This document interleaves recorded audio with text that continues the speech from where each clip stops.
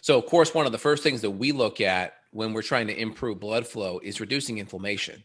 So, when you have lots of cytokines or interleukins or inflammatory messengers, right, they're there to kind of say, hey, we have inflammation. And what is inflammation? Let's define that. Everyone talks about it, but what is it? So, inflammation is essentially we have this increase in cytokines, interleukins, due to the fact that our body is breaking down faster than it is repairing. Okay. There's natural inflammation that is good. Like think of having a good workout, right?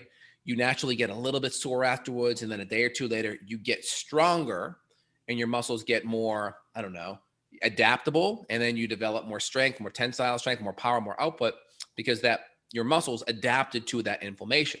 So there was a little bit of inflammation, but in the end, your body adapted to it and it built up just a little bit more than it broke down on average, right? That's healthy inflammation. And so, inflammation that we're talking about is inflammation out of balance, where let's say you work out a little bit too hard, and then now that soreness is prolonging days later, and now you're almost a little bit weaker than when you started because the breakdown is now greater than the buildup. And so, healthy inflammation is the buildup is a little bit greater than the breakdown. That's healthy inflammation.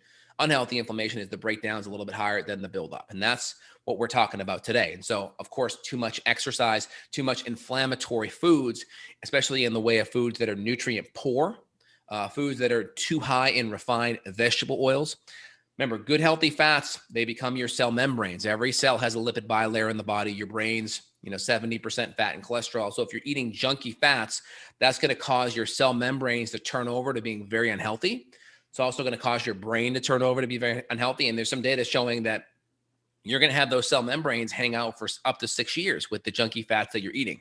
So you really want to look at the fat. So vegetable oil fats, not good because they have to be processed in a way that damages those fats in the extraction process. And so you have a lot of oxidation happening, a lot of hydrogenated oils due to either oxidation or the trans fat process that occurs. And again, you wire fats made in the trans fats because they have a longer shelf life, right?